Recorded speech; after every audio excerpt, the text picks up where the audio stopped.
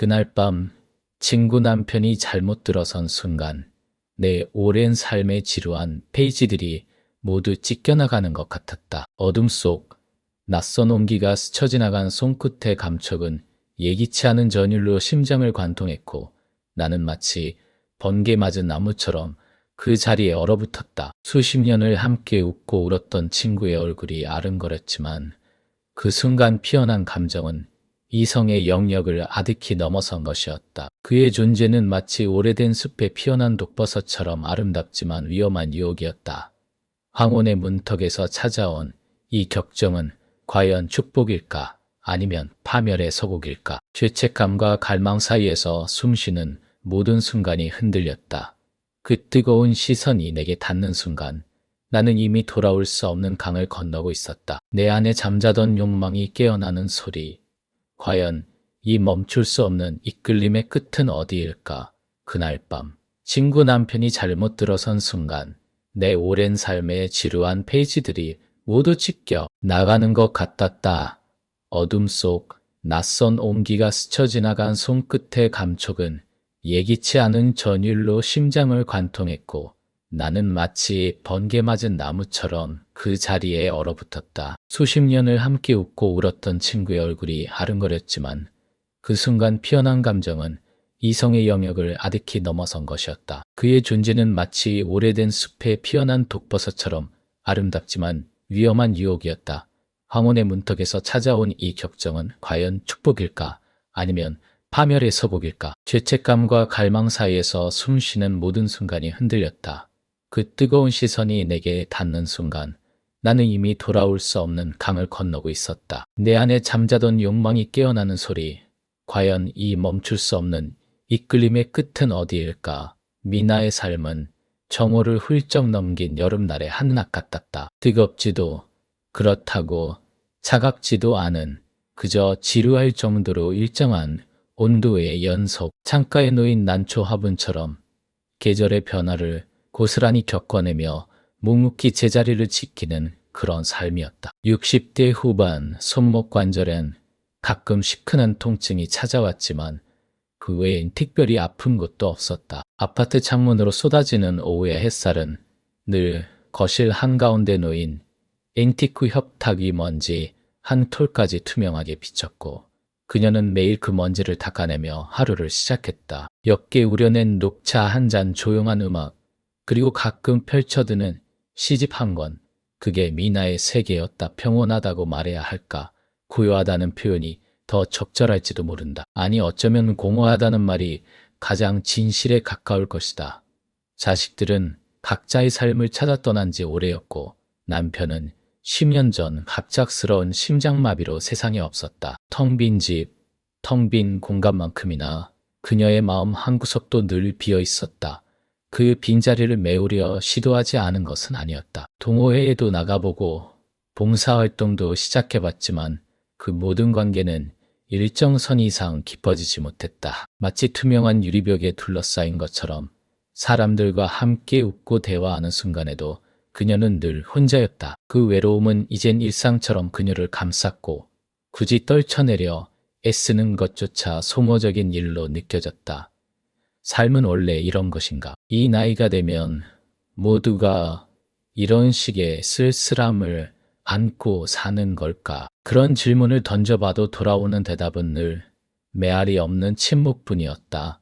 그녀에게 유일하게 그리고 가장 깊이 연결된 존재가 있다면 그건 바로 지연이었다. 소꿉친구. 초등학교 교정에서 처음 만나 70평생을 함께 늙어온 지연은 미나의 삶에서 가장 튼튼한 기둥이자 때로는 숨통을 틔워주는 유일한 창문이었다. 지연은 미나와 정반대의 사람이었다.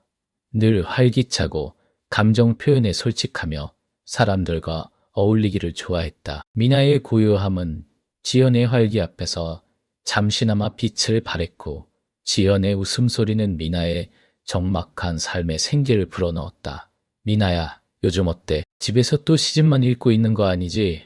어느 맑은 가을날 오후 쨍한 햇살이 전화기 넘어 지연의 목소리만큼이나 밝게 쏟아졌다. 그럼 뭐 하니? 걷는 것도 이젠 무릎이 시원찮고 미나는 애써 시큰거리는 무릎을 숨기지 않았다. 어차피 지연은 다 아는 사실이었다. 어휴, 그래도 너무 그러고 있지 마. 이러다 정말 나무될라. 이번 주말에 준호랑 내가 갈게. 오랜만에 고스톱 한판 치자. 손가락이라도 움직여야지. 지연의 목소리엔 언제나 미나에 대한 걱정과 다정함이 섞여 있었다. 준호는 지현의 남편, 그러니까 미나에게도 30년 가까이 알아온 친구의 남편이었다. 처음부터 그들의 결혼을 지켜봤고 함께 아이들의 재롱을 보며 웃고 울었다. 준호는 늘 한결같이 다정하고 때로는 짓궂은 농담으로 분위기를 풀 줄 아는 좋은 사람이었다.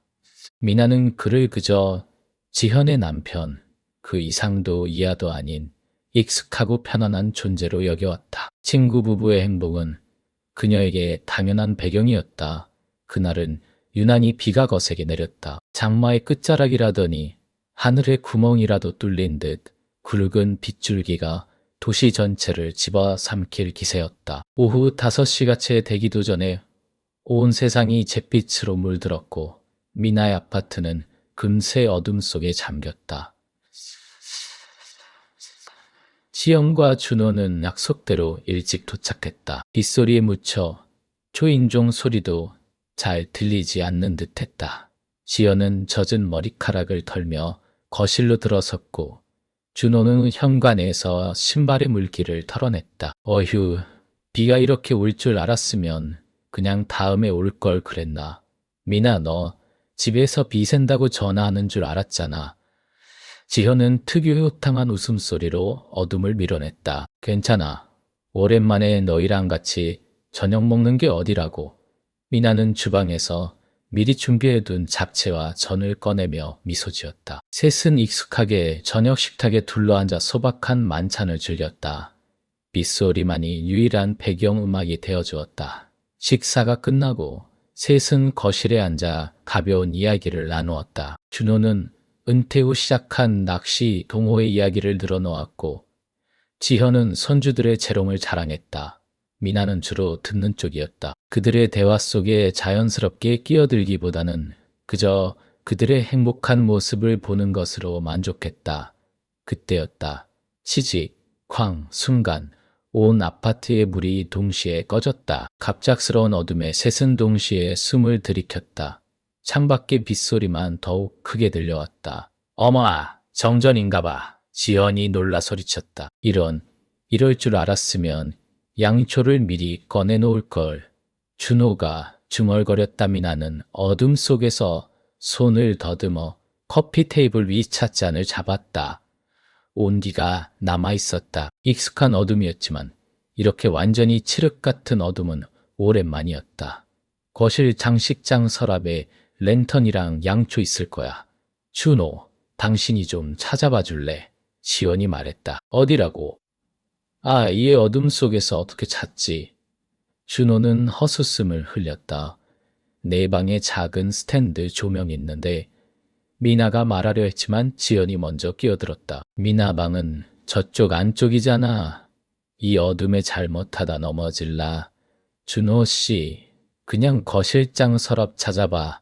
내가 위치 대충 알려줄게. 지연은 준호에게 거실장 위치와 서랍칸을 설명했다.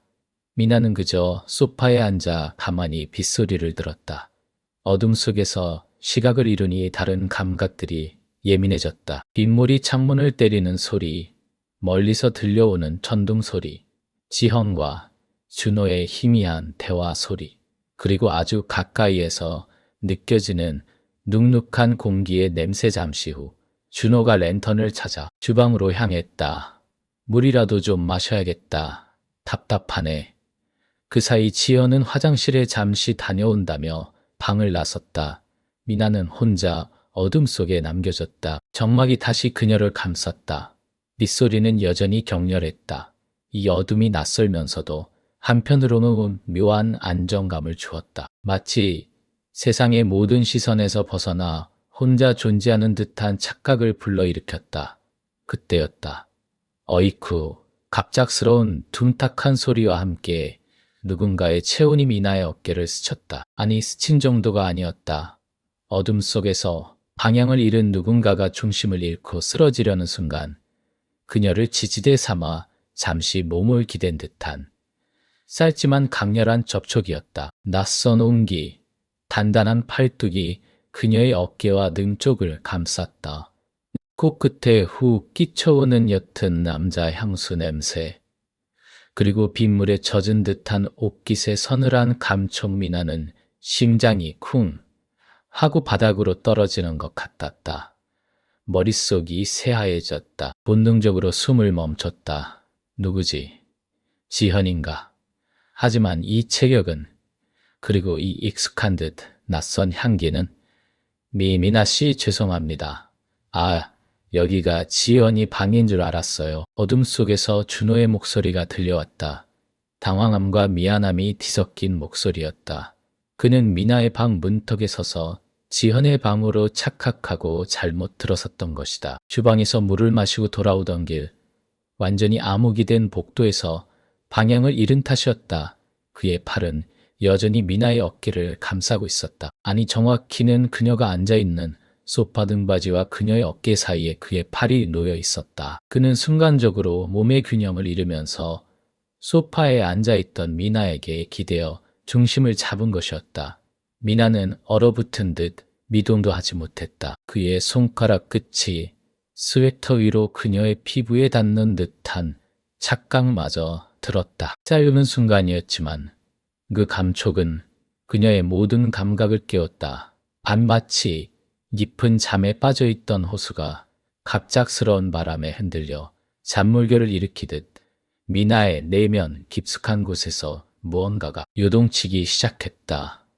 오래도록 잊고 지냈던 감정의 불꽃, 아니 불꽃이라기보다는 꺼진 줄 알았던 제 속에서 희미하게 피어나는 잔불 같았다. 아주 오래전 젊음과 함께 잊혔다고 생각했던 어떤 떨림이 그의 불확실한 손길을 통해 다시 살아나는 듯했다. 괜찮아요, 준호가 조심스럽게 물었다. 그의 목소리엔 여전히 당황한 기색이 역력했다. 미나는 겨우 정신을 차렸다. 심장이 미친 듯이 쿵쾅거렸다. 아니, 그녀의 심장 박동 소리가 이 어둠 속에서 준호에게도 들릴 것만 같았다. 네, 괜찮아요. 저도 놀라서. 그녀는 겨우 목소리를 냈다. 하지만 그 목소리는 그녀 스스로도 낯설 정도로 가늘게 떨렸다. 준호는 재빨리 몸을 바로잡았다. 그가 물러서자 그의 손길이 닿았던 어깨와 등에 순간적으로 한기가 스쳤다. 마치 그의 온기가 사라진 자리에 차가운 공기가 밀려드는 것처럼. 죄송합니다. 정말 죄송해요. 너무 어두워서. 아니에요, 괜찮아요. 저도 여기 앉아 있었던 게 문제였죠. 어색한 대화가 오고 갔다. 두 사람 사이에는 순간적으로 흐른 묘한 기류가 끈적한 공기처럼 감돌았다. 그 어둠 속에서 보이지 않는 긴장이 팽팽하게 이어졌다. 바로 그때 거실 현관 쪽에서 시연의 목소리가 들렸다.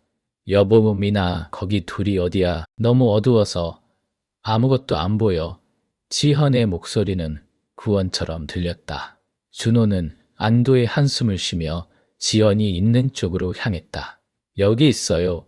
여보! 내가 미나 방으로 잘못 들어서서 넘어질 뻔했네. 미나는 대답할 수 없었다. 그녀는 여전히 소파에 앉아 있었다. 온몸의 신경이 그의 손길이 닿았던 자리에 집중되어 있었다. 잊혔던 전율이 파문처럼 온몸을 훑고 지나갔다. 심장은 여전히 진정되지 않고 격렬하게 뛰었다. 곧이어 준호가 찾아낸 손전등의 희미한 불빛이 거실을 비추기 시작했고, 잠시 후 전기 시스템이 복구되었는지 온 아파트에 환한 불이 들어왔다. 거짓말처럼 방금 전의 어둠은 마치 없었던 일처럼 사라졌다. 거실은 다시 평소의 익숙한 모습으로 돌아왔고, 지연과 준호는 아무 일 없었다는 듯 웃으며 정전 해프닝을 이야기했다. 하지만 미나는 달랐다. 그녀의 세계는 이미 돌이킬 수 없는 균열이 생겨버렸다. 환하게 밝혀진 거실에서도 그녀의 시선은 공중에 맴돌았다. 마치 홀로 어둠 속에 갇힌 듯한 기분이었다. 그의 손길이 닿았던 어깨, 그 짧은 순간의 접촉, 그것은 단순히 예기치 않은 신체적 접촉이 아니었다. 그것은 잠자던 불씨를 건드린 것이었고 닫힌 줄 알았던 감정의 문을 억지로 열어젖힌 것이었다. 지연은 그녀의 친구였다. 준호는 지연의 남편이었다. 그 사실은 변하지 않는 진실이었다. 하지만 그 진실은 이제 그녀의 심장 속에서 꿈틀거리는 새로운 감정 앞에서 흔들리고 있었다. 죄책감과 혼란, 그리고 한 줄기 충격적인 희열이 뒤섞여 그녀의 영혼을 잠식해갔다. 이 감정의 정체는 무엇일까? 이 황혼의 문턱에서 찾아온 격정은 그녀의 삶을 어디로 이끌어갈 것인가? 미나는 알 수 없었다. 다만 한 가지 분명한 것은 그날 밤 이후 그녀의 평온하고 고모했던 삶은 더 이상 이전과 같을 수 없을 것이라는 사실이었다. 빗소리는 잦아들었지만 미나의 마음속에는 거대한 폭풍이 막 시작되고 있었다. 그날 밤 친구 남편이 잘못 들어선 순간 내 오랜 삶의 지루한 페이지들이 모두 찢겨나가는 것 같았다. 어둠 속 낯선 온기가 스쳐 지나간 손끝의 감촉은 예기치 않은 전율로 심장을 관통했고 나는 마치 번개 맞은 나무처럼 그 자리에 얼어붙었다. 수십 년을 함께 웃고 울었던 친구의 얼굴이 아른거렸지만 그 순간 피어난 감정은 이성의 영역을 아득히 넘어선 것이었다. 그의 존재는 마치 오래된 숲에 피어난 독버섯처럼 아름답지만 위험한 유혹이었다. 황혼의 문턱에서 찾아온 이 격정은 과연 축복일까? 아니면 파멸의 서곡일까? 죄책감과 갈망 사이에서 숨쉬는 모든 순간이 흔들렸다. 그 뜨거운 시선이 내게 닿는 순간 나는 이미 돌아올 수 없는 강을 건너고 있었다. 내 안에 잠자던 욕망이 깨어나는 소리. 과연 이 멈출 수 없는 이끌림의 끝은 어디일까? 그날 밤의 온기가 여전히 손끝에, 아니 심장 깊숙한 곳에 박혀 있었다. 미나는 잠 못 이루는 밤을 뒤척였다.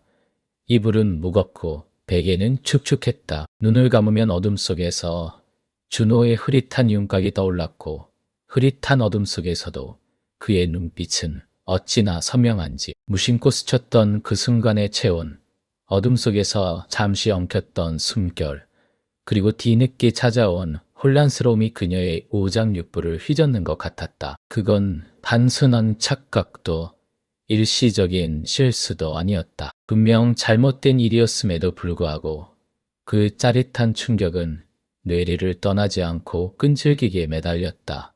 덧침 햇살이 창문 틈으로 비집고 들어와 커튼 위로 옅은 무늬를 새겼지만 미나의 방은 여전히 밤의 잔상에 갇힌 듯 차갑고 무거웠다. 습관처럼 끓인 물에 커피 가루를 넣고 숟가락으로 휘휘 젓는 동안에도 손끝에 느껴지는 머그컵의 온기보다 그날 밤의 낯선 온기가 더 선명했다. 커피 향은 옅고 입안에 감도는 쌉싸름은 마치 죄책감의 맛 같았다. 창밖으로 보이는 오래된 은행나무는 벌써부터 노랗게 물들 준비를 하고 있었다. 계절은 아무것도 모른다는 듯 흐르고 있는데 미나의 시간은 그날 밤에 멈춰버린 것만 같았다. 점심 무렵 소은의 전화가 걸려왔다. 언니, 오늘 점심이야 같이 할까요? 마침 준호 씨도 집에 있고. 소은은 아무렇지 않은 목소리로 말했다. 미나의 심장이 쿵 하고 떨어졌다. 준호가 집에 있다고? 그 이름 석자가 이렇게나 날카롭게 가슴을 파고들 줄이야. 겨우 숨을 고르고 그래 소은아 좋지 라고 답했다. 떨리는 목소리가 들키지 않았기를 바랄 뿐이었다. 전화를 끊고 미나는 거울 앞에 섰다. 쭈글쭈글한 눈가의 주름, 늘어진 턱선, 희끗희끗한 머리카락. 지난밤의 전율은 이 늙은 몸에 어울리지 않는 사치였다. 고작 이런 감정 따위가 나에게 허락될 리 없지. 그렇게 스스로를 다그쳤지만 거울 속 눈동자는 흔들리고 있었다. 소은의 집은 익숙한 풍경이었다. 몇 년을 드나들었는지 셀 수도 없다. 따뜻한 햇살이 드는 거실, 소은이 직접 담근 레몬청이 놓인 테이블 아기자기한 화분들, 모든 것이 변함없이 평온했다. 하지만 미나의 눈에는 그 평온함조차 위선처럼 느껴졌다. 문을 열고 들어서자 부엌에서 앞치마를 두른 준호가 고개를 내밀었다. 미나 누님 오셨어요. 그의 목소리는 여전히 부드럽고 상냥했다. 이전 같았으면 아무렇지 않게 준호 씨 하고 받았을 인사였는데 지금은 그의 시선이 닿는 모든 순간이 날카로운 바늘처럼 느껴졌다. 그의 무심한 미소조차 미나에게는 거부할 수 없는 유혹이었다. 그 미소 뒤에 숨겨진 그날 밤의 어둠 속에서 미나가 보았던 낯선 열기가 언뜻 스치는 것만 같았다. 언니, 여기 앉아. 준호 씨가 직접 파스타 만들었어. 솜씨가 제법이라니까. 소은이 활짝 웃으며 말했다. 미나는 애써 미소 지으며 자리에 앉았다. 테이블 위에는 김이 모락모락 피어나는 토마토, 파스타와 신선한 샐러드가 놓여 있었다. 접시에 담긴 파스타를 포크로 휘젓는 미나의 손은 미세하게 떨렸다. 준호는 소은 옆에 앉아 있었고 그의 팔에서 은은하게 풍기는 비누 향기가 미나의 코끝을 간지럽혔다. 그 향기는 그날 밤 어둠 속에서 미나가 맡았던 희미한 남자의 체취와 묘하게 겹쳐졌다. 요즘 일은 어떠세요, 미나 누님? 준호가 샐러드를 권하며 물었다. 그의 목소리는 언제나처럼 사려 깊었다. 늘 같죠. 미나는 얼버무렸다. 그의 시선이 불편했다. 평소 같으면 시시콜콜한 이야기를 늘어놓았겠지만 지금은 그 어떤 말도 목구멍에 걸려 나오지 않았다. 그의 눈을 똑바로 보는 것조차 어려웠다. 고개를 숙여 파스타만 맴돌았다. 면발 하나하나가 살아있는 지렁이처럼 보였고 토마토 소스는 핏물처럼 느껴졌다서 연신 조잘거렸다. 준호 씨가 요즘 운동 시작했잖아요. 글쎄, 회사 끝나고 바로 헬스장으로 간다니까 몸이 아주 탄탄해졌어요. 소은의 자랑스러운 목소리가 미나의 귀에 꽂혔다.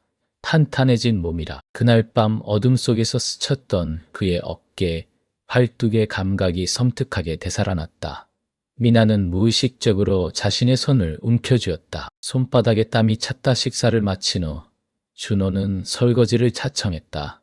누님, 여기 앉아서 차 한 잔 더 하시죠. 그는 부드럽게 웃으며 그날 밤 친구 남편이 잘못 들어선 순간 내 오랜 삶의 지루한 페이지들이 모두 찢겨나가는 것 같았다. 어둠 속 낯선 온기가 스쳐 지나간 손끝의 감촉은 예기치 않은 전율로 심장을 관통했고 나는 마치 번개 맞은 나무처럼 그 자리에 얼어붙었다. 수십 년을 함께 웃고 울었던 친구의 얼굴이 아른거렸지만 그 순간 피어난 감정은 이성의 영역을 가득히 넘어선 것이었다. 그의 존재는 마치 오래된 숲에 피어난 독버섯처럼 아름답지만 위험한 유혹이었다. 황혼의 문턱에서 찾아온 이 격정은 과연 축복일까? 아니면 파멸의 서곡일까? 죄책감과 갈망 사이에서 숨쉬는 모든 순간이 흔들렸다. 그 뜨거운 시선이 내게 닿는 순간 나는 이미 돌아올 수 없는 강을 건너고 있었다. 내 안에 잠자던 욕망이 깨어나는 소리. 과연 이 멈출 수 없는 이끌림의 끝은 어디일까? 다음 날 아침 텅 빈 집에 남겨진 것은 눅눅한 공기와 어젯밤의 잔상이 묻은 듯한 정적뿐이었다. 찢겨진 페이지들 사이로 삐져나온 거친 종이 조각처럼 내 마음은 갈피를 잡을 수 없이 날카로웠다. 커피를 내리는 손길은 평소보다 서툴렀고 끓어오르는 물소리마저 죄의식을 고발하는 듯 시끄럽게 들렸다. 창밖의 하늘은 뿌옇고 무거웠다. 며칠째 이어지는 장마의 끄트머리, 도시 전체가 잿빛 수채화 같았다. 지연에게서는 아무런 연락이 없었다. 어젯밤 그녀와 준호가 집에 돌아간 뒤 나는 잠 못 이루는 밤을 보냈다. 그들의 평화로운 보금자리가 어딘가에 있다는 사실이 내 안의 소용돌이를 더욱 격렬하게 만들었다. 내가 훔치고 싶었던 그 조각이 지금 어디에 있는지 몇 시간 후 익숙한 벨소리가 정적을 깼다. 지현이었다. 미나야, 미안해. 급하게 친정엄마가 쓰러지셨다는 연락을 받아서 병원 가는 길이야. 준호 씨가 곧 들릴 거야.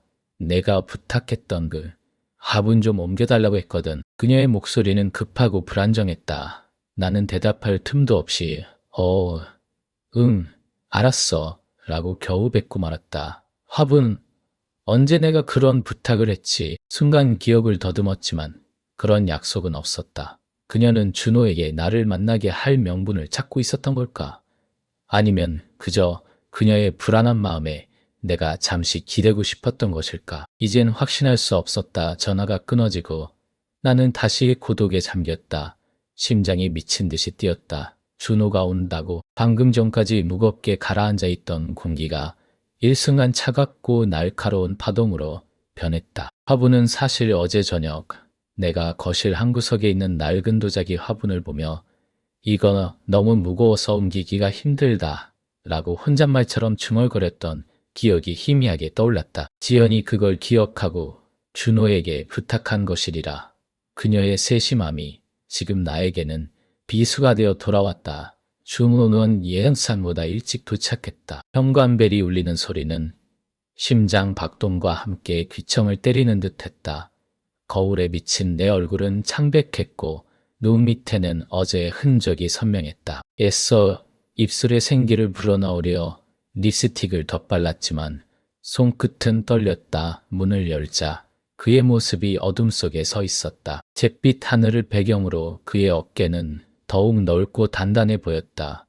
그는 젖은 머리카락을 쓸어 올리며 희미하게 웃었다. 미나 씨, 갑작스럽게 찾아와서 죄송합니다. 지연이한테 전화 받았어요. 그의 목소리는 낮고 부드러웠지만 그 울림은 내 귓속을 파고들어 온몸을 휘감는 듯했다. 어딘가 익숙한, 그러나 이제는 금단의 향기가 스며든 목소리였다. 나는 애써 아무렇지 않은 척 그의 시선을 피하며 고개를 끄덕였다. 아, 네, 들어오세요. 지연이 많이 놀랐을 텐데 괜찮을까요? 내 목소리는 예상보다 더 떨렸고 나는 얼른 마른 침을 삼켰다. 그의 눈이 내게 닿는 순간 어제의 모든 감각들이 되살아나는 것을 느꼈다. 스쳐 지나간 손끝의 기억, 어둠 속에서 느꼈던 그 온기, 그가 현관에 들어서자 집안의 공기가 순간적으로 팽팽해지는 것을 느꼈다. 평소 같으면 지연과 함께 왔을 그가 오늘은 오롯이 나 혼자 있는 공간에 발을 들였다. 그의 발소리가 마루를 밟을 때마다 내 심장은 격렬하게 반응했다. 그는 묵묵히 신발을 벗어 가지런히 놓았다.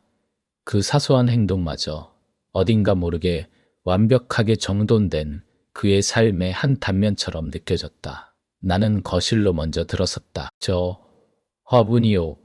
나는 애써 아무렇지 않은 듯 거실 한쪽의 화분을 가리켰다. 키가 거의 내 허리까지 오는 묵직한 푸른색 도자기 화분이었다. 아, 저건가요? 꽤 무거워 보이네요. 그는 허리를 숙여 화분을 살펴보았다. 그의 넓은 등판이 내 시야를 가득 채웠다. 옷깃 사이로 보이는 목덜미에선 옅게 드러난 어깨 근육이 어제 밤의 기억과 겹쳐졌다. 나는 시선을 애써 창밖으로 돌렸다. 빗방울이 유리창을 따라 주르륵 흘러내리고 있었다. 지현이도 참, 이걸 혼자 옮기다가 허리 다치면 어쩌려고. 그가 혼잣말처럼 중얼거렸다. 그의 목소리에는 지현에 대한 걱정이 묻어 있었다. 그 지극히 당연하고 다정한 목소리가 오히려 내 마음을 찌르는 듯했다. 나는 지금 이 순간 무슨 생각을 하고 있는 걸까? 친구의 남편이 친구의 걱정을 하는 소리를 들으며 나는 왜 다른 감정들에 휩싸여야 하는 걸까? 준호는 망설임 없이 화분을 들어 올렸다. 묵직한 화분이 그의 팔 안에서 가볍게 늘려 올라가는 것을 보며 나는 그의 힘에 감탄했다. 어디로 옮겨드릴까요? 그가 물었다. 나는 잠시 멍하니 서 있다가 저쪽 베란다 끝에요. 햇빛이 잘 드는 곳이 좋다고 해서 라고 답했다. 그는 화분을 들고 내 뒤를 따랐다. 그의 발소리는 조용했지만 그가 내 등 뒤에 있다는 사실만으로도 나는 온몸의 신경이 곤두서는 것을 느꼈다. 등 뒤에서 느껴지는 그의 미묘한 존재감, 숨 쉬는 공기마저 뜨거워지는 것 같았다. 베란다 끝에 다다른 준호는 화분을 조심스럽게 내려놓았다. 흙먼지가 약간 일었고 나는 재빨리 물티슈를 찾아 닦았다. 고맙습니다. 혼자서는 도저히 엄두가 안 나서 별 말씀을요. 지현이도 걱정했겠네요. 그는 손으로 흙을 털어내며 말했다. 그의 눈빛이 잠시 내게 머물렀다. 어제의 그 깊고 알 수 없는 눈빛. 그 안에 담긴 것은 무엇일까? 동정일까? 아니면 나만이 아는 그 무엇일까? 나는 그 눈빛을 마주할 용기가 없어 다시 고개를 숙였다. 어색한 침묵이 흘렀다. 빗소리가 그 침묵을 메우는 듯했다. 나는 무슨 말이라도 해야 할 것 같아 애써 입을 열었다. 비가 계속 오네요. 지연이 괜찮을지 모르겠어요. 병원에 혼자 보낸 게 마음에 걸리네요. 나는 지연의 이름을 꺼내며 나 스스로를 다잡았다. 그의 표정은 순간적으로 어두워졌다. 네, 저도 그렇습니다. 어머님 상태가 빨리 좋아지셔야 할 텐데. 그의 시선이 멀리 흐릿한 도시 풍경으로 향했다. 그의 옆모습은 고독해 보였다. 그는 가장으로서 사위로서의 책임감을 짊어진 남자였다. 그 책임감이 그의 어깨를 무겁게 짓누르고 있는 것처럼 보였다. 준호 씨도 많이 힘드시겠어요. 내가 조용히 말했다. 그의 시선이 다시 내게로 돌아왔다. 이번에는 더 오래 머물렀다. 그 눈빛은 위로받고 싶어하는 아이의 눈빛 같기도 했고 동시에 이해받고 싶어하는 남자의 눈빛 같기도 했다. 뭐 다 그렇죠. 인생이. 그는 그렇게 말하며 씁쓸하게 웃었다. 그 웃음은 왠지 모르게 내 마음을 아리게 만들었다. 다 그렇죠. 인생이. 그 한마디에 담긴 무게는 내가 감히 상상할 수 없을 만큼 깊고 넓었다. 그의 눈빛이 스치는 순간 나는 그가 나와 같은 외로움을 품고 있다는 것을 직감했다. 지연이라는 연결고리 아래 숨겨진 우리 각자의 삶의 모서리에서 느껴지는 차가운 고독. 그것이 순간적으로 서로에게 닿았다. 나는 얼른 화제를 돌렸다. 차 한 잔 드릴까요? 따뜻한 걸로요. 아니요. 괜찮습니다. 지연이한테 빨리 가봐야 해서. 그는 망설이는 듯했다. 하지만 이내 고개를 저었다. 그의 의무감은 확고했다. 나는 그의 단호함이 야속하기도 하면서 동시에 존경스러웠다. 그래, 그는 지연의 남편이고 지연의 어머니의 사이다. 그에게는 지켜야 할 삶이 있는 것이다. 그러나 내 안에서는 멈추지 않는 욕망의 파도가 일렁였다. 이성적으로는 그를 보내야 한다고 외치면서도 발걸음은 떨어지지 않았다. 그럼 잠깐만요. 지연이 병원에 들르실 거면 이거 좀 갖다 주시면 안 될까요? 나는 순간적으로 거짓말을 구면했다. 식탁 위에 놓인 작은 파우치 하나를 들었다. 지연이가 어제 놓고 간 것 같아요. 제가 깜빡했네요. 그는 내 말을 믿는 듯 파우치를 받아들었다. 그의 손가락이 파우치 위에서 미끄러지며 내 손등에 닿을 듯 말 듯 스쳐 지나갔다. 짧은 접촉이었지만 그 순간 내 심장은 다시 격렬하게 요동쳤다. 마치 전기가 흐르는 듯한 아찔한 감각. 그는 아무렇지 않은 듯했지만 그의 눈빛은 흔들렸다. 그 역시 무언가를 느끼고 있었을까? 네, 제가 잘 갖다 주겠습니다. 그의 목소리는 평소보다 조금 더 낮게 깔렸다. 그는 파우치를 쥔 손을 주머니에 넣었다. 나는 그의 뒷모습을 보며 애써 차분한 표정을 지으려 노력했다. 그는 현관으로 향했다. 그리고 신발을 신으려 몸을 숙였다. 그때 어젯밤의 기억이 다시 뇌리를 스쳤다. 어둠 속에서 그의 손이 내게 닿았던 순간 그 예기치 않은 전율. 나는 홀린 듯 그에게 다가갔다. 준호 씨. 내 목소리는 나조차도 알아들을 수 없을 만큼 작게 튀어나왔다. 그는 몸을 일으켰다. 그의 눈이 나를 향했다. 질문과 혼란이 뒤섞인 눈빛이었다. 나는 무슨 말을 해야 할지 몰랐다. 그저 그의 눈을 바라볼 뿐이었다. 그의 눈동자 속에는 잿빛 도시의 풍경이 비쳤고 그 속에서 길을 잃은 나 자신의 그림자도 보였다. 금지된 욕망이 가득한, 그러나 차마 입 밖으로 꺼낼 수 없는 수많은 말들이 내 목구멍에 걸려 있었다. 그는 천천히 나에게 한 걸음 다가왔다. 그리고 그의 손이 내 볼에 닿았다. 아주 조심스럽게, 마치 깨지기 쉬운 도자기를 다루듯이. 그의 손끝은 따뜻했고 그 온기는 내 차가운 피부에 스며들어 온몸으로 퍼져나갔다. 나는 숨을 쉴 수 없었다. 내 친구의 남편이 지금 나에게 그의 엄지손가락이 내 광대뼈를 부드럽게 쓸었다.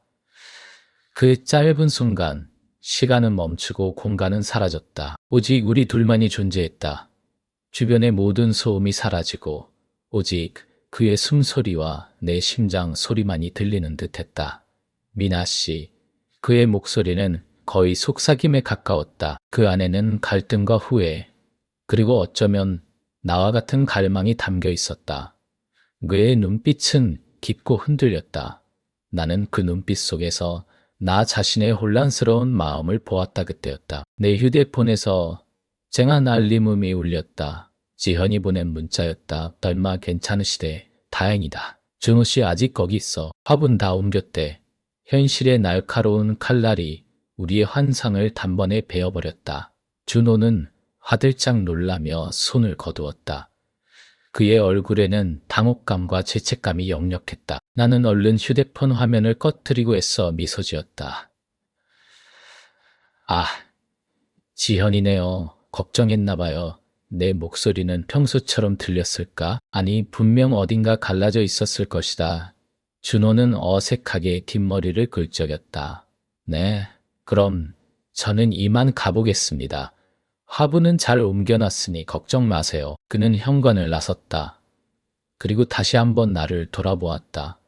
그 눈빛은 짧았지만 어제의 그 밤을 그대로 담고 있는 듯했다. 수많은 질문과 대답들이 오고 가는 듯한 길고 깊은 눈빛이었다. 나는 그 눈빛을 마주하며 고개를 숙일 수밖에 없었다. 문이 닫히고 다시 정적이 찾아왔다. 텅 빈 거실에는 방금 전까지 준호가 서 있던 자리에서 느껴지는 미묘한 온기만이 남아있는 듯했다. 나는 벽에 기대어 주저앉았다. 심장이 여전히 격렬하게 뛰고 있었다. 그의 손이 닿았던 볼은 아직도 뜨거웠다. 지연의 문자가 다시 눈앞에 아른거렸다. 엄마 괜찮으시대. 다행이다. 지연의 다행스러움이 나에게는 비수가 되어 박혔다. 내가 지금 무슨 짓을 하고 있는 걸까? 친구에게, 가장 친한 친구에게 이런 짓을. 나는 화분이 옮겨진 베란다로 향했다. 그 자리에는 준호의 채취가 희미하게 남아있는 것 같았다. 옮겨진 화분은 햇빛이 잘 드는 곳에서 생기를 되찾은 듯 푸르게 빛나고 있었다. 하지만 내 마음속의 화분은 금지된 흙탕물에 잠겨 질식하고 있는 듯했다. 그의 고독과 나의 외로움이 순간적으로 맞닿았던 그 찰나의 순간들, 그것이 마치 강렬한 빛처럼 내 삶의 어두운 부분을 비추고 지나갔다. 관계는 이미 돌이킬 수 없는 강을 건너고 있었다. 지연이 자리를 비운 사이 우리는 서로의 가장 깊은 곳에 숨겨진 외로움과 갈망을 나누었다. 사소한 대화 속에서 오고 간 눈빛들은 이미 말로 표현할 수 없는 금기의 영역으로 발을 들여놓은 지 오래였다. 나는 지금 친구의 남편이라는 금단의 과실에 손을 뻗은 채 돌이킬 수 없는 길을 걷고 있는 황혼기의 여자였다. 이 멈출 수 없는 이끌림의 끝은 어디일까? 파멸일까? 아니면 새로운 삶의 시작일까? 알 수 없었다. 다만 이 모든 것이 마치 낡은 페이지 속 그림처럼 서서히 덧칠되고 있었다. 먹구름이 걷히지 않는 하늘처럼 내 마음도 뿌옇게 흐려질 뿐이었다.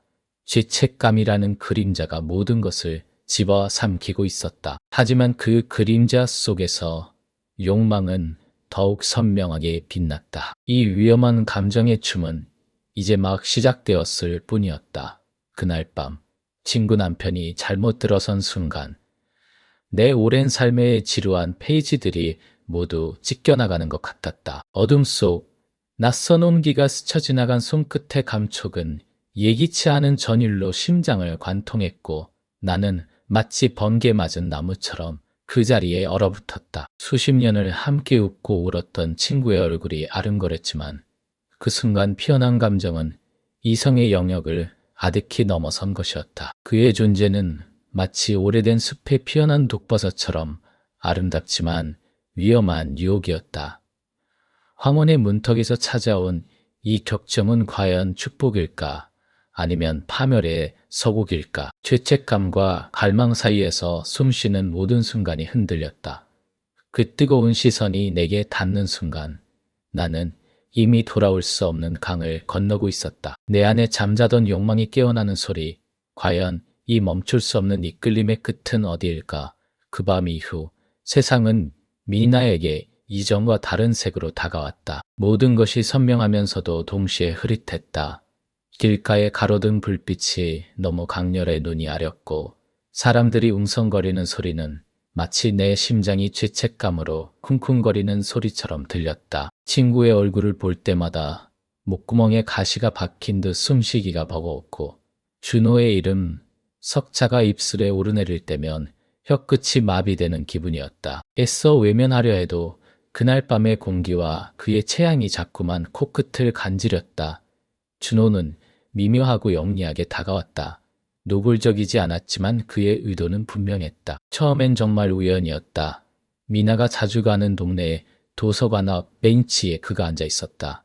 낡은 책 한 권을 펼쳐든 채 미나가 망설이다 발걸음을 돌리려 할 때 그의 시선이 허공을 떠돌다 미나에게 닿았다. 아주 느리게. 미나씨, 그의 목소리는 나지막했고 그 순간 미나의 심장은 단단하게 얼어붙었다가 녹아내렸다. 어머, 준호씨, 여기서 뭘 하세요? 미나는 애써 태어난 척, 그러나 이미 온몸이 떨리고 있음을 느꼈다. 글쎄요, 그냥 바람 쐴 겸 나왔는데 이렇게 마주치네요. 그의 입가에 희미한 미소가 걸렸다. 그 미소가 미나의 갈라진 마음속 틈새로 스며드는 햇살 같았다. 그날 이후 우연은 일상이 되었다. 동네 카페, 마트, 심지어 재활용 쓰레기를 버리러 나간 새벽녘 골목길에서도 준호를 마주쳤다. 처음에는 그의 치밀한 계산일 거라 생각하며 미나는 스스로를 다잡았다. 피해야 해. 이건 잘못된 길이야. 하지만 막상 그의 눈빛과 마주하면 미나의 의지는 마치 솜사탕처럼 녹아내렸다. 그의 그림자 같은 배려, 따뜻한 눈빛, 그리고 그 속에 담긴 분명한 갈망. 미나는 그 유혹에 저항할 힘이 없었다. 미나씨, 이 커피 좋아하신다고 들었어요. 어느 날 미나가 늘 가는 동네 베이커리 앞에 차를 세운 채 그가 기다리고 있었다. 따뜻한 커피 한 잔을 내밀며 친구분이 이야기해 주시더군요. 우연히 들른 김에 어머, 고맙습니다. 미나는 손을 뻗어 커피잔을 잡았다. 따뜻한 온기가 손끝을 타고 심장으로 스며들었다. 그녀의 손이 미쳐 커피잔을 완전히 감싸기 전 그의 손가락이 찰나의 순간 그녀의 손등을 스쳤다. 짧고 강렬한 접촉이었다. 정전기처럼 혹은 아주 작은 벼락처럼. 미나는 황급히 손을 거두며 시선을 피했다. 심장이 발버둥 쳤다. 늦은 밤 정막이 흐르는 거실에서 휴대폰이 진동할 때마다 미나는 가슴이 철렁했다. 액정에 뜨는 이름은 늘 준호였다. 처음엔 망설였다. 받지 말자. 차단해야 해. 스스로 수없이 다짐했지만 손가락은 어느새 발신 버튼을 누르고 있었다. 그의 목소리는 낮고 부드러웠다. 마치 비밀스러운 속삭임 같았다. 잠 안 오시죠, 미나씨. 네, 잠이 좀 달아났네요. 저도 그래요. 이런저런 생각이 많아서 말은 없었지만 그 이런저런 생각이 무엇을 의미하는지 미나는 직감적으로 알 수 있었다.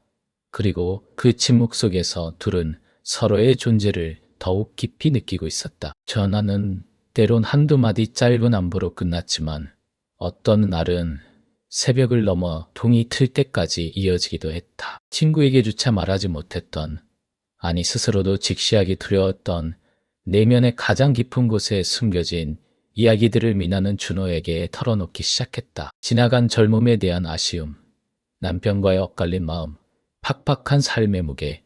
그는 그 모든 이야기에 귀 기울여 주었다. 판단하지 않았고 조언하지 않았으며 그저 미나의 감정을 고스란히 받아주었다. 그의 공감은 미나의 메마른 마음에 단비처럼 스며들었다. 그가 내뱉는 한숨, 목소리 끝에 묻어나는 쓸쓸함은 미나가 느끼는 그것과 닮아 있었다. 미나 씨, 가끔은 저도 당신처럼 답답해요. 어느 날 밤 준호가 나지막이 말했다. 그의 목소리에는 깊은 피로감이 배어 있었다. 그냥 이 모든 걸 다 던져버리고 싶을 때가 있어요. 미나는 아무 말도 할 수 없었다. 그저 숨죽여 그의 말을 들었다. 그의 고백은 미나의 내면에 잠자던 동질감을 강렬하게 일깨웠다. 우리는 같은 상처를 가진 영혼들일까? 이 지독한 외로움 속에서 서로를 발견한 걸까? 통화가 길어질수록, 문자가 오고 갈수록 미나의 죄책감은 더욱 짙어졌다. 친구의 얼굴이 눈앞에 아른거렸다. 그녀는 미나에게 그 누구보다 가까운 사람이었다. 젊은 시절의 열정과 치기, 결혼 생활의 고단함, 아이들을 키우며 겪었던 환희와 좌절까지 모든 것을 공유했던 유일한 존재. 그런 친구의 남편과 나는 지금 무엇을 하고 있는 걸까? 미나는 침대 위에서 몸을 웅크렸다. 베개에 얼굴을 눕고 흐느꼈다. 이 모든 것이 악몽이기를 바랐다. 깨어나면 아무 일도 없었던 어제로 돌아가기를 간절히 빌었다. 돈돈을 공들여 쌓아 올린 견고한 도덕의 성벽이 무너져 내리는 소리가 미나의 귓가에 맴돌았다. 마음속으로는 수없이 다짐했다. 끊어내야 해. 당장. 이 파멸적인 관계를 끝내야 해. 그녀는 준호의 연락처를 차단했다가 다시 풀어놓는 일을 몇 번이고 반복했다. 메시지를 보내려다 지우고 전화를 걸려다 멈추는 행위를 수없이 되풀이했다. 손가락이 그의 이름 앞에서 멈칫거릴 때마다 그 손가락은 마치 스스로의 의지를 가진 것처럼 떨렸다는 날은 정말 독하게 마음먹었다. 준호에게 더 이상 연락하지 말아요 라고 적힌 메시지를 보냈다. 손가락이 허공에 뜬 채 잠시 멈췄다가 덜컥 전송 버튼을 눌렀다. 온몸에 피가 식는 것 같았다. 잠시 후 알겠습니다 라는 짧은 답장이 왔다. 그 한마디는 비수가 되어 미나의 심장을 갈랐다. 해방감 대신 텅 빈 절망감이 밀려왔다. 차라리 그가 매달리기를 바랐던 걸까? 어쩌면 미나는 자신이 그토록 비겁하고 이기적인 존재라는 사실에 몸서리쳤다. 며칠 동안 연락이 없었다. 휴대폰은 고요했다. 그 고요함이 미나를 질식시켰다. 밥도 넘어가지 않았다. 잠도 오지 않았다. 온몸의 감각이 마비된 듯 무미건조했다. 마치 세상의 모든 색이 바래고 소리가 사라진 것 같았다. 그녀는 매일 밤 휴대폰을 들여다보며 혹시나 하는 마음에 화면을 수업시켰다. 아무것도 없었다. 그의 존재가 사라진 세상은 이렇게 황량한 것이었나. 미나는 숨쉬는 것조차 고통스러웠다. 그렇게 며칠이 지나 밤늦게 걸려온 전화 한 통. 액정에 떠오른 이름은 준호였다. 미나는 심장이 멎는 듯한 충격을 받았다. 잠시 망설였다. 이번만큼은 받지 말자. 그러나 몸은 이미 의식보다 빨랐다. 여보세요. 미나의 목소리는 갈라져 나왔다. 미나 씨, 그의 목소리에는 깊은 체념과 절박함이 동시에 묻어 있었다. 정말 보고 싶었습니다. 그 한마디에 미나는 그동안 쌓아 올렸던 모든 결심이 와르르 무너지는 것을 느꼈다. 댐이 터진 듯 감정의 물줄기가 쏟아져 내렸다. 보고 싶지 않다고, 이젠 그만하자고 수없이 되뇌었던 모든 말이 허공에 흩어졌다. 그녀의 입에서는 어떤 저항도 나오지 않았다. 단지 울음이 터져 나왔다. 오랫동안 억눌렸던 슬픔과 갈망이 뒤섞인 울음이었다. 준호는 아무 말 없이 미나의 흐느낌을 듣고 있었다. 그렇게 한참을 울고 나서야 미나는 자신이 돌아올 수 없는 강을 이미 건넜음을, 아니 건너고 싶었음을 인정할 수밖에 없었다. 이 위험한 감정의 끈을 끊어내려는 모든 노력은 결국 자신을 더욱 깊은 수렁으로 밀어넣는 행위였을 뿐이었다. 그녀는 준호의 존재 없이는 더 이상 숨 쉴 수 없는, 마치 중독된 사람처럼 되어버린 자신을 마주해야 했다. 이 어두운 유혹의 그림자가 미나의 삶을 송두리째 집어삼키고 있었다. 아니, 벗어나고 싶지 않았다. 이 달콤한 파멸 속에서 미나는 비로소 살아있음을 느꼈다. 친구에 대한 배신감은 여전히 날카로운 칼날처럼 그녀의 심장을 찔렀지만 준호를 향한 걷잡을 수 없는 갈망은 이미 그 모든 죄책감을 압도하고 있었다. 황혼의 문턱에서 미나는 다시 한번 뜨겁게 타오르고 있었다. 어둠 속에서 멈출 수 없는 불꽃처럼 그날 밤 친구 남편이 잘못 들어선 순간 내 오랜 삶의 지루한 페이지들이 모두 찢겨나가는 것 같았다. 어둠 속 낯선 온기가 스쳐 지나간 손끝의 감촉은 예기치 않은 전율로 심장을 관통했고 나는 마치 번개 맞은 나무처럼 그 자리에 얼어붙었다. 수십 년을 함께 웃고 울었던 친구의 얼굴이 아른거렸지만 그 순간 피어난 감정은 이성의 영역을 아득히 넘어선 것이었다. 그의 존재는 마치 오래된 숲에 피어난 독버섯처럼 아름답지만 위험한 유혹이었다. 황혼의 문턱에서 찾아온 이 격정은 과연 축복일까? 아니면 파멸의 서곡일까? 죄책감과 갈망 사이에서 숨쉬는 모든 순간이 흔들렸다. 그 뜨거운 시선이 내게 닿는 순간 나는 이미 돌아올 수 없는 강을 건너고 있었다. 내 안에 잠자던 욕망이 깨어나는 소리. 과연 이 멈출 수 없는 이끌림의 끝은 어디일까? 어둠은 벽을 타고 흘러내려 마치 검은 벨벳 커튼처럼 방 안을 감쌌다. 창밖은 이미 깊은 밤. 도심의 불빛들이 저 멀리 흐릿한 물감처럼 번져 있었지만 여기 이 좁은 거실 안은 너무나 고요해서 저 바깥 세상과는 단절된 섬 같았다. 식탁 위에는 방금 마시다만 따뜻한 차가 김을 올리고 있었고 그 온기마저도 지금 내 안에서 들끓는 무언가에 비하면 한없이 차가웠다. 준호가 맞은편 소파에 앉아 있었다. 그의 시선은 내게 고정되어 있었고 그 눈빛은 마치 심연처럼 깊고 흔들림 없었다. 어떤 감정들이 그 안에 뒤엉켜 있는지 헤아릴 수 없었다. 나는 그 시선을 피하려 했었지만 이미 내 모든 신경은 그의 존재에, 그의 숨소리에, 어둠 속에서도 희미하게 느껴지는 그의 체온에 반응하고 있었다. 지연 씨, 그의 목소리가 어둠을 가르고 들려왔다. 낮게 가라앉은 그러나 묘한 떨림이 섞인 음성. 그 한마디에 내 심장은 마치 고장난 시계처럼 불규칙하게 요동쳤다. 입술이 바싹 말랐다.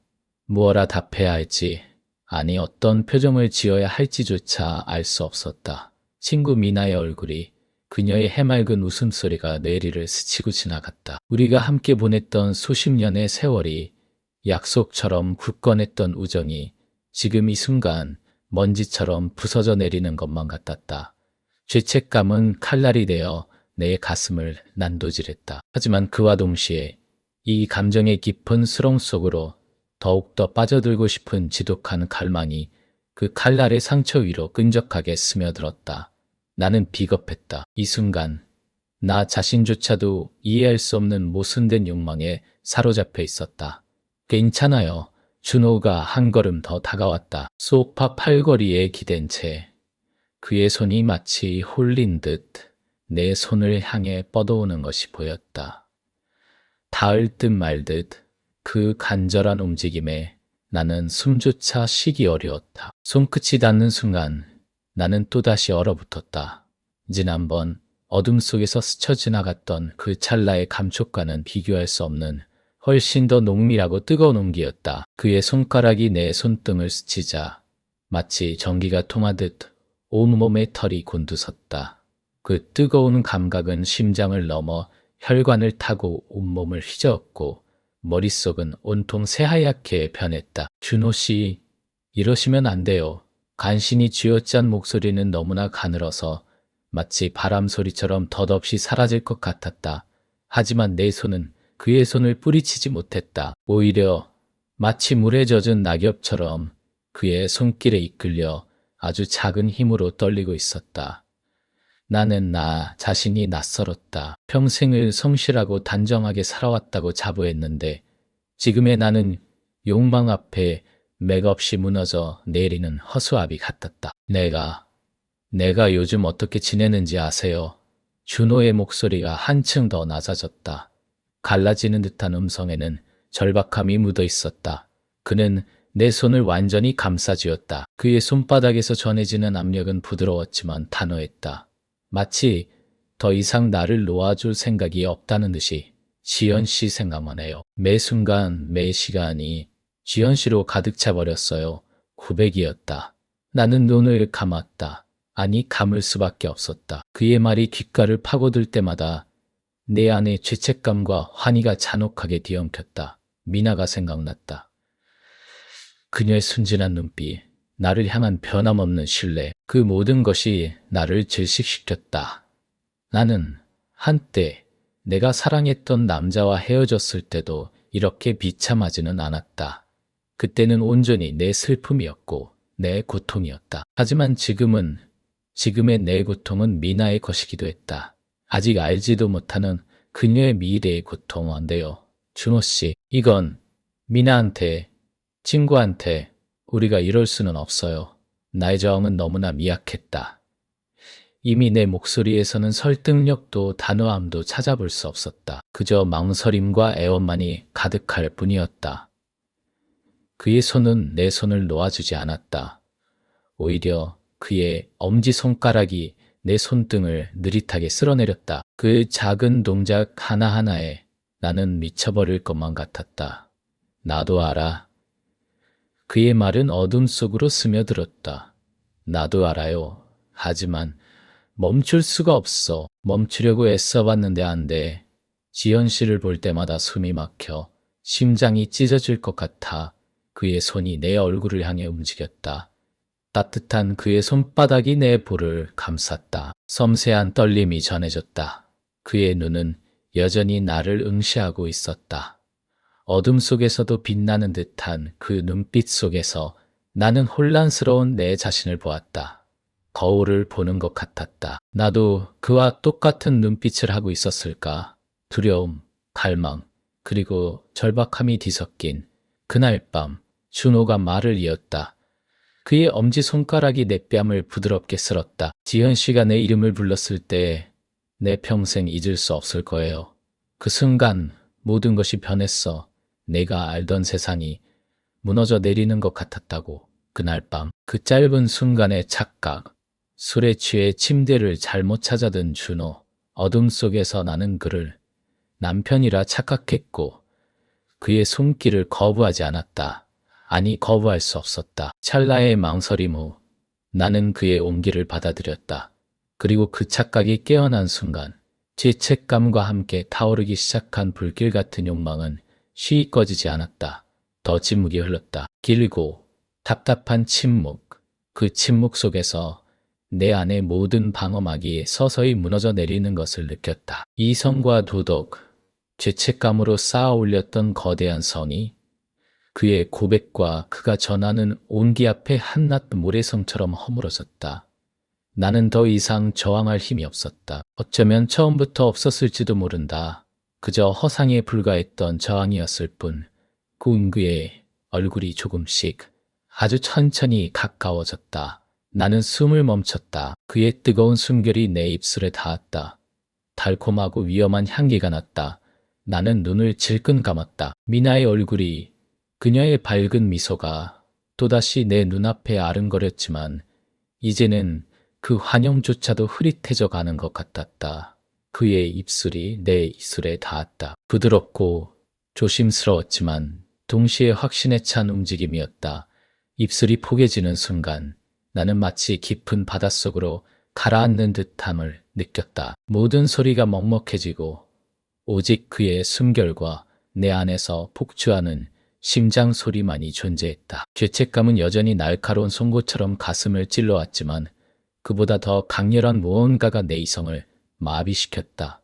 갈증, 오랫동안 잊고 지냈던 그러나 너무나도 깊이 뿌리 박혀 있던 갈증이 터져나오듯 솟구쳤다. 나는 그의 키스를 받아들였다. 아니 갈급하게 그의 키스를 갈구했다. 그날 밤 친구 남편이 잘못 들어선 순간 내 오랜 삶의 지루한 페이지들이 모두 찢겨나가는 것 같았다. 어둠 속 낯선 온기가 스쳐 지나간 손끝의 감촉은 예기치 않은 전율로 심장을 관통했고 나는 마치 번개 맞은 나무처럼 그 자리에 얼어붙었다. 수십 년을 함께 웃고 울었던 친구의 얼굴이 아른거렸지만 그 순간 피어난 감정은 이성의 영역을 아득히 넘어선 것이었다. 그의 존재는 마치 오래된 숲에 피어난 독버섯처럼 아름답지만 위험한 유혹이었다. 황혼의 문턱에서 찾아온 이 격정은 과연 축복일까? 아니면 파멸의 서곡일까? 죄책감과 갈망 사이에서 숨쉬는 모든 순간이 흔들렸다. 그 뜨거운 시선이 내게 닿는 순간 나는 이미 돌아올 수 없는 강을 건너고 있었다. 내 안에 잠자던 욕망이 깨어나는 소리. 과연 이 멈출 수 없는 이끌림의 끝은 어디일까? 그날 이후 모든 것이 달라졌다. 공기의 밀도마저 낯설었다. 미나는 낮에도 불을 켜놓은 듯 눈부시게 환한 거실에 앉아 유리컵 속 얼음이 녹아내리는 소리만 듣고 있었다. 찰랑찰랑 그 작은 소리가 마치 지난밤의 죄악을 고하는 종소리처럼 울렸다. 지연의 남편, 준호, 친구의 남편, 그 이름들이 혀 위에서 낯설게 삐걱거렸다. 어떻게 그런 일이 일어날 수 있었을까? 어둠 속에서 치기에 젖어 남편인 줄 알았던 착각 속에서. 그러나 착각은 처음 몇 분뿐이었다. 낯선 체온, 낯선 숨결, 낯선 손길이 분명히 느껴졌음에도 미나는 그 순간 멈추지 못했다. 아니, 멈추고 싶지 않았다. 이 오래된 지루한 삶에 파고든 거친 파문이 싫지 않았다. 이 어그러진 화물경은 마치 죽어가던 꽃봉오리가 터져오르는 듯했다. 또는 네 샤서를 nhập 얘네 바트뜨모냐 스마사카로사에 새로 생긴 브런치 카페 가봤는데 분위기 정말 좋더라. 미나는 심장이 쿵 하고 떨어지는 소리를 들었다. 그 목소리가 갈날처럼 폐부를 찔러왔다. 미안, 지연아. 오늘은 좀 피곤해서. 애써 아무렇지 않은 척 말했지만 입안이 바짝 말라붙었다. 지연은 눈치채지 못했다. 아니, 미나가 너무나 완벽하게 가장했기에 눈치챌 수 없었다. 아니, 그게 더 지연답지. 세상의 추악한 이면 따위는 애초에 모르고 살아온 친구. 그 순진함이 지금은 미나를 질식시켰다. 며칠 후 준호에게서 메시지가 왔다. 미나 씨, 괜찮으세요? 단 3글자.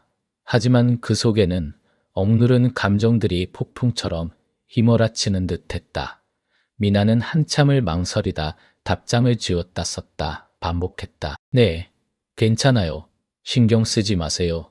그 답장을 보내는 순간 손끝이 파르르 떨렸다. 괜찮지 않았다.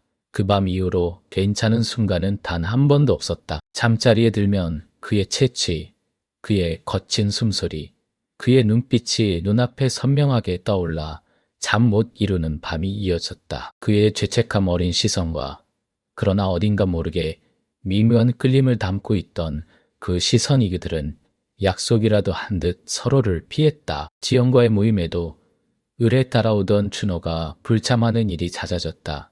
지연은 요즘 준호 씨 일이 바쁜가 봐 하고 대수롭지 않게 말했다. 미나는 그 말을 듣는 동안 친구의 눈을 똑바로 볼 수 없었다. 눈동자가 흔들리는 것을 감출 수 없었다. 친구가 눈치챌까봐 아주 작은 떨림조차도 들킬까봐 온몸에 신경을 곤두세웠다. 공포가 목을 조르고 숨쉬는 것조차 버거웠다 하지만 피하면 피할수록 그 갈망은 더 깊고 어둡게 자라났다. 어느 날 미나는 우연히 동네 마트에서 준호를 마주쳤다. 카트에는 맥주 몇 캔과 간편식품이 담겨 있었다. 서로의 눈이 마주친 순간 마트 안의 소음이 사라졌다. 세상은 정지하고 오직 두 사람만이 그 정적 속에 서 있었다. 준호의 눈빛은 불안과 동시에 거부할 수 없는 이끌림을 담고 있었다. 그는 미나를 지나쳐가지 못했다. 미나 역시 그랬다. 그의 존재가 마치 텅 비어있던 삶의 한 부분을 채우는 것처럼 느껴졌다. 잠시 이야기 좀 할 수 있을까요? 준호의 목소리는 낮고 조심스러웠다. 그들의 대화는 벤치에 앉아서 이루어졌다. 초여름 밤 공기는 아직 서늘했고 가로등 불빛 아래 준호의 얼굴은 그림자를 드리고 있었다. 미나 씨죠. 정말 죄송합니다. 그는 고개를 떨궜다. 미나는 대답할 수 없었다. 죄송하다는 말은 그날 밤 자신이 느꼈던 모든 감정을 부정하는 것 같았다. 그날 밤은 분명 죄였지만 동시에 너무나 강렬한 생명이었다. 제가 미쳤었나 봅니다. 지현이에게 어떻게 이런 짓을. 그의 목소리에 고통이 묻어났다. 준호 씨 잘못만이 아니에요. 미나의 목소리도 갈라졌다. 나도 멈추지 못했어요. 두 사람은 한동안 말이 없었다. 정적 속에서 서로의 존재감만이 공기를 무겁게 짓눌렀다. 풀벌레 소리가 멀리서 들려왔다. 결국 준호가 먼저 입을 열었다. 이러면 안 되는 거 알아요. 하지만 미나 씨를 보면 왠지 모르게 끌립니다. 이 마음이 너무나 무섭습니다. 나도 그래요. 미나는 간신히 냅혔다. 친구에게, 지연이에게 몹쓸 짓을 하고 있다는 생각에 매 순간이 지옥이에요. 그런데도 자꾸만 준호 씨를 찾게 되어 그 고백은 빗장을 부수는 열쇠였다. 그 순간부터 그들의 관계는 은밀한 흐름을 타기 시작했다.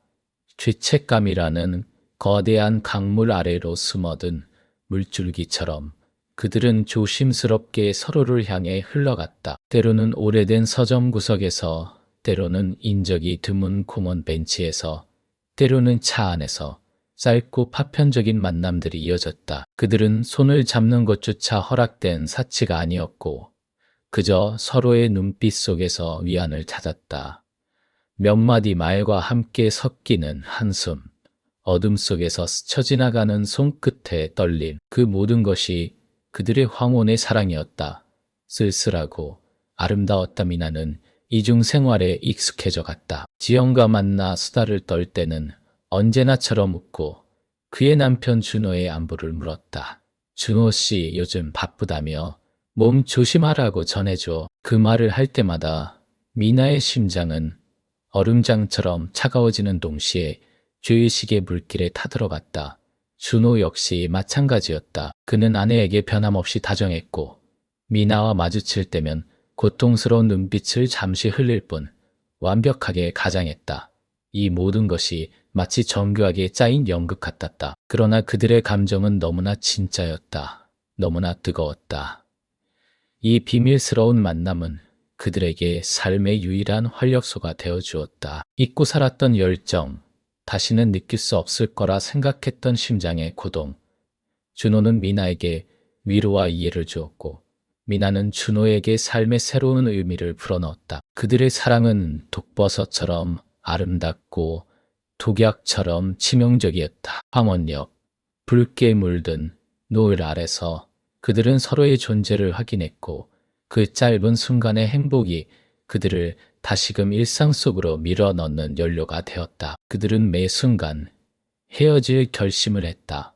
그리고 매 순간 그 결심을 번복했다. 이대로는 안 된다고 수없이 되뇌면서도 서로를 향한 이끌림은 걷잡을 수 없는 파도 같았다. 어느 날 미나는 지영과 함께 늦은 시간까지 카페에 앉아 있었다. 밖에는 가을비가 추적추적 내리고 있었다. 요즘 준호 씨가 좀 이상해. 지연이 커피잔을 만지작거리며 말했다.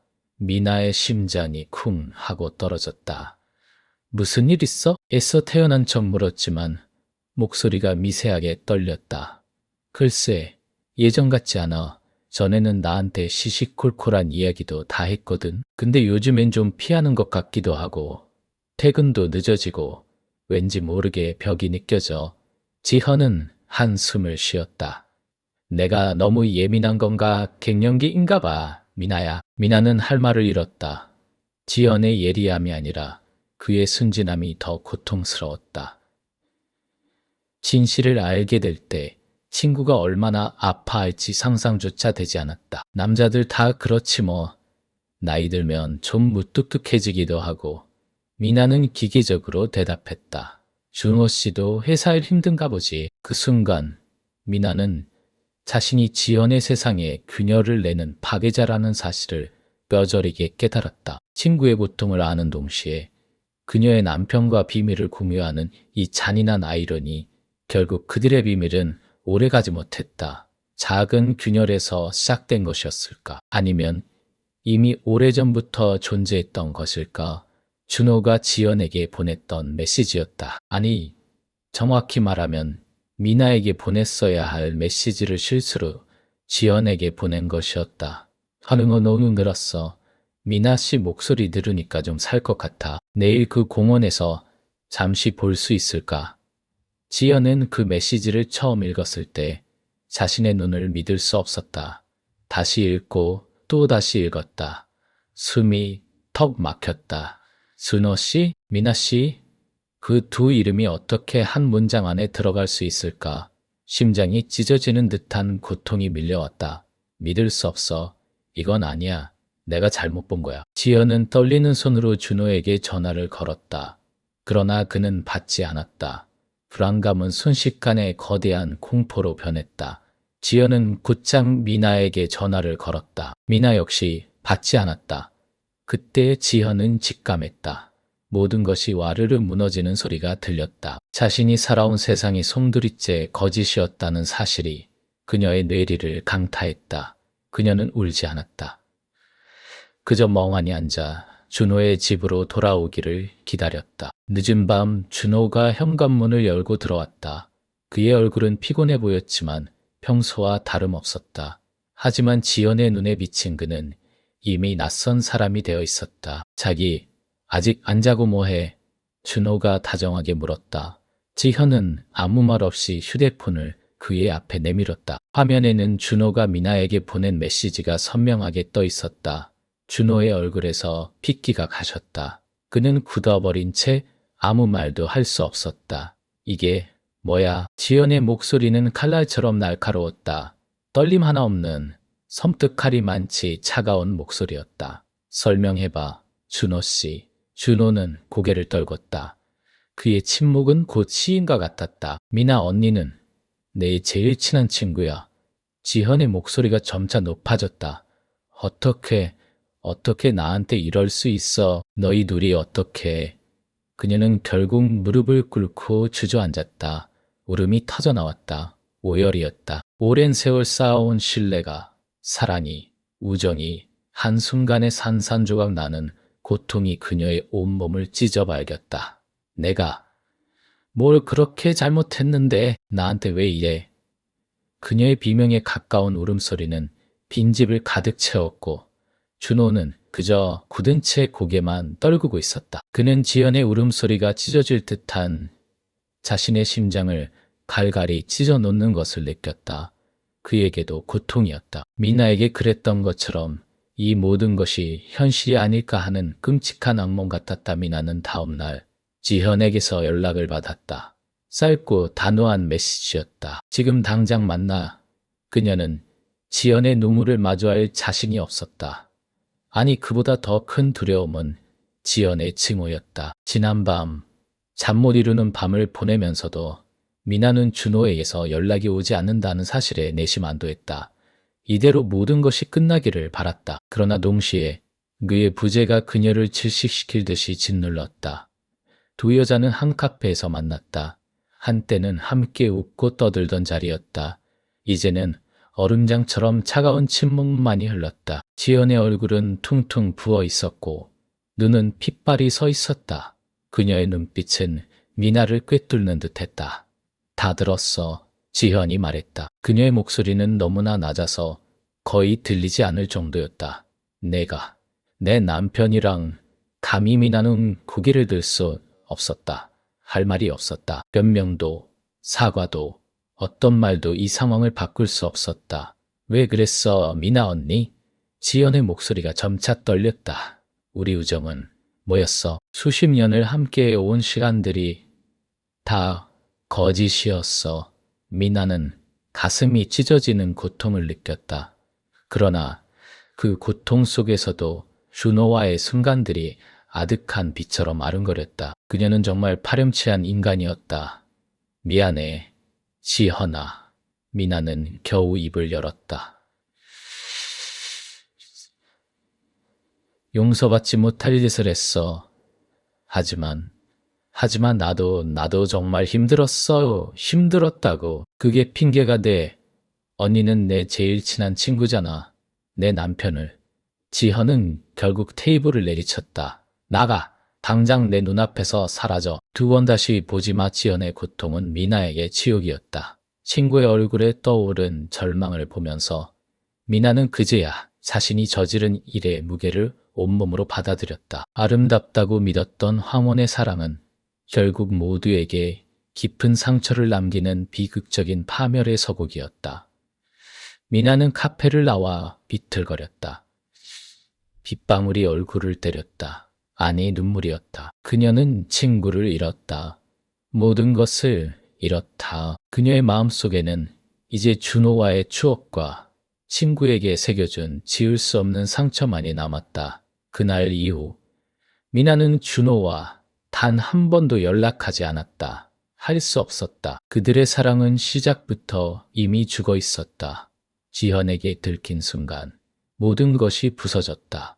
그들의 황혼의 사랑은 빛을 잃고 어둠 속으로 가라앉았다. 미나는 홀로 남았다. 텅 빈 집, 텅 빈 마음. 그녀의 삶은 다시 예전처럼 지루해졌다. 아니, 예전보다 훨씬 더 지루하고 공허하고 아팠다. 과거의 지루함은 그저 무덤덤한 것이었다면 지금의 공허함은 칼날처럼 그녀의 심장을 찔러왔다. 거울 속 자신을 바라보는 미나의 눈동자에는 후회와 슬픔, 그리고 걷잡을 수 없는 외로움이 가득했다. 그녀는 친구를 잃고 어쩌면 자신마저 잃어버린 채 끝나지 않을 긴 밤을 홀로 견뎌내야 했다. 그 모든 황홀했던 순간들은 이제 그저 뼈아픈 후회와 함께 영원히 사라져버린 꿈처럼 아득했다. 멈출 수 없었던 이끌림의 끝은 결국 아무것도 남지 않은 텅 빈 절망이었다. 쓸쓸하고도 아름다운 황혼의 사랑은 결국 그들 각자의 가슴 속에 묻힌 채 영원히 세상의 빛을 보지 못하는 비극적인 그림자로 남았다. 그러나 그 깊은 상처 속에서도 그 짧고 강렬했던 불꽃은 때때로 미나의 가슴을 태웠다. 그것은 죄책감과 동시에 삶의 마지막 순간에 찾아온 비록 파멸적이었으나 진실했던 사랑의 증거였다. 그렇게 미나는, 지현은, 그리고 준호는 각자의 방식대로 깨진 조각들을 부여잡고 각자의 삶을 살아가야만 했다. 그들의 황혼은 더 이상 붉게 타오르지 못하고 영원히 잿빛으로 물들어 버렸다.